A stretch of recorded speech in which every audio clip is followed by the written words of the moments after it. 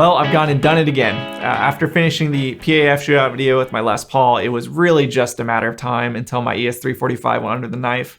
I couldn't resist.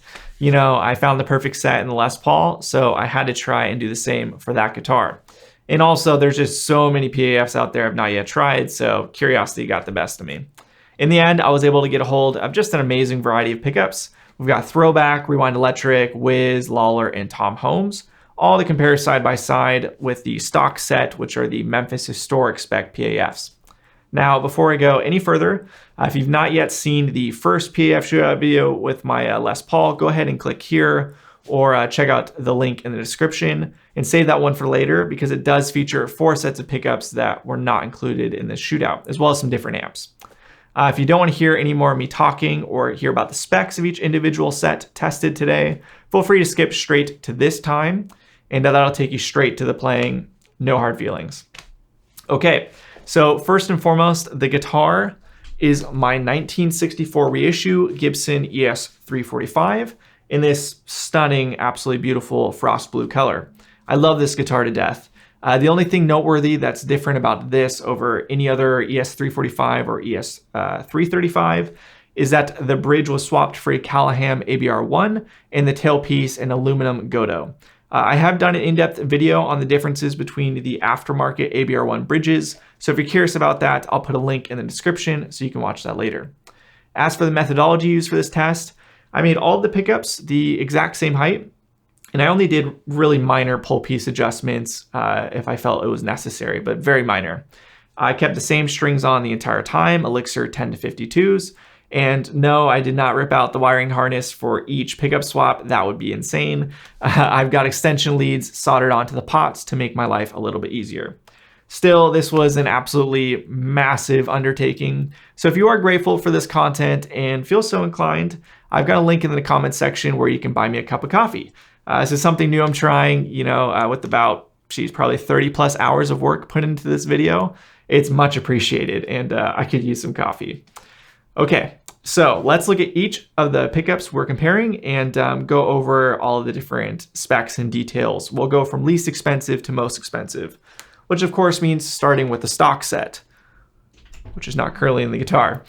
These are known as the MHS or Memphis Historic Spec pickups. And these came on all historic semi-hollow Gibsons during the Memphis era after the custom buckers were introduced on the historic solid body line.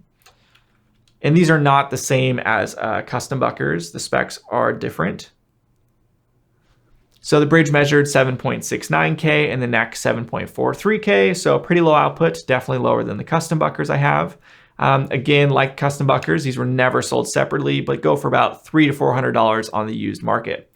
From what I was able to find online, these are not wax potted and feature A2 magnets in the bridge and A3 in the neck, with a bit of an offset on the winding, so less turns on the slug coil and more on the adjustable pull pieces coil.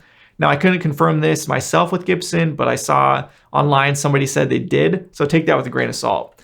And these did come from the factory aged, but they have worn quite a bit since I got them.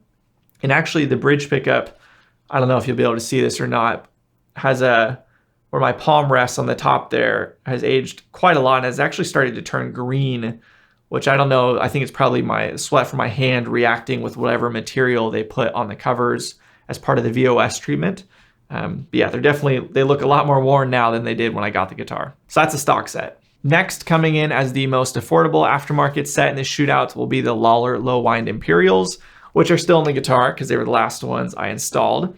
The bridge uses A5 magnets and measures 7.85K, while the neck uses A2 magnets and measures 6.95K, so super, super low output.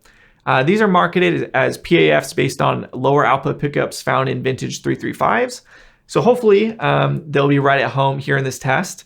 These run for $394 new with aged covers. However, this set I've got on loan from a friend of mine actually came with regular shiny nickel covers that have just aged on their own over the years. So I'll probably have to do some close-ups later, but there you can kind of see what they look like. All right, that's the Lollar low wind Imperials. After that, we've got a returning set from the Les Paul shootout, the Wizz Premium Clone PAFs. I like this set a lot. I thought they had something special in the Les Paul, so I decided to try them in the ES345 and see if they were a good fit there. The set was spec'd with A4 magnets and measures 8.23K at the bridge and 7.68K at the neck. I bought these used for $375, but they run about $425 out the door, brand new. And that does include their pickup rings and aged covers, which are not cheap to buy on their own. Next up, we've got ReWind Electric, which was also featured in the Les Paul Shootout. However, this time I've got different models to include. All ReWind Electric humbuckers with aged nickel covers cost between $558 to $588 shipped, and that just depends on the aging level. This set is the ReWind Electric 1958 PAF, featuring A2 magnets in both positions. Based on a specific set from, you guessed it, 1958, these measure 8.6K in the bridge and 8.34K in the neck, so a bit hotter than the others. Then we've got this set, which is the ReWind Low Output A5 PAF, and this is based on a early 1960s set. As the name implies, these use A5 magnets, though they do offer an A2 variant. The bridge measured 7.9K and the neck measured 7.5K. Following that, we've got the most requested set after the Les Paul video, which were Throbaks. So I was able to get a set of Throbak SLE 101 Plus Limiteds. I don't have them on hand anymore. I sent them back to the awesome owner that lent them to me. But they use A2 magnets and measure 8.58K at the bridge and 7.69K at the neck. And what makes them limited versus the standard MXV model is a NOS 50s wire that was used to wind them. I have no idea how that will affect the tone, but either way, you can't purchase these new anymore, but the standard set goes for $572 out the door with aged covers. You can find the limited set used once in a while, but they seem to cost in the $700 to $800 range, and they don't last long either. And finally, last but not least, we have the Tom Holmes H450 and H455 humbucker set. This set uses A2 magnets in both pickups, and the bridge measured 8.3K and the neck 7.5K. These are also not available new anymore, at least to my knowledge, and they fetch between $600 to over $1,000 on the used market when they come up for sale. And these were also loaned to me by an awesome gentleman, so thank you so much for doing that. Okay, that covers the competition. Let's get to the playing.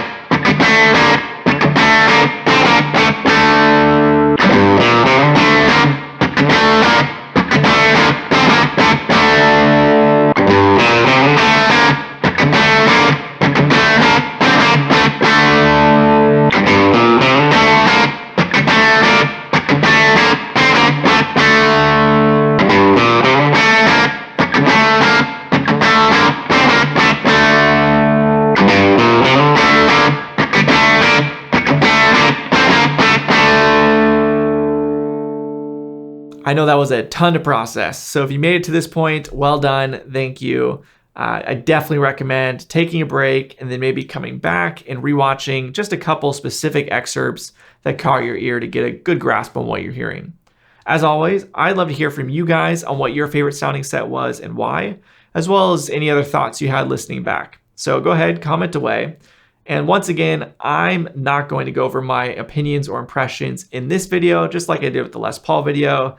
I don't want to influence your judgments in any way. I will be shooting, however, a follow-up video in the next few days to talk about what I heard and felt as a player. So stay tuned for that if you want to hear my personal opinions on each of the sets, as well as what recommendations I might have. This video is already out where I talk about the impressions I had. I will link it up here as well as in the description so you can check that out. Okay, that does it. Subscribe if you like this sort of content. Otherwise, I'll see you next time YouTube's algorithm smiles upon my little channel here. See ya.